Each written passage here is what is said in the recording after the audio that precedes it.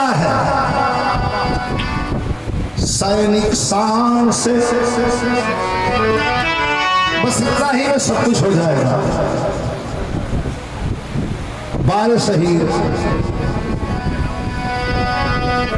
हरिंदर यादव जी हो, शशांक यादव जी हो, कमलेश हो, इश्तियाक हो, चाहे हमारे शहीद हुए जो भी नौजवान हैं, क्या है इनकी जिंदगी? सैनिक शान से सीमा पर लाइट होते हैं, मौत को सिरहाने तकिया बना के सोते हैं।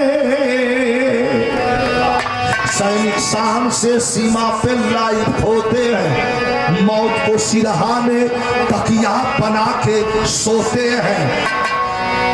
रात को ड्यूटी है, दिन को ड्यूटी है, जवान चल रहा है। पैर के नीचे संवेदनशील इलाकों में ड्यूटी है। पैर के नीचे जब बारूदों के लंबारों का, सर के ऊपर आसमां से बम बौछारों का, हमारा फौजी जवान किन किन कठिनाइयों का सामना करता है हमारे लिए, आपके लिए, 135 करोड़ लोगों के लिए। सैनिक शान से सीमा पर लाइट होते हैं, मौत को सिरहाने तकिया बना के सोते हैं।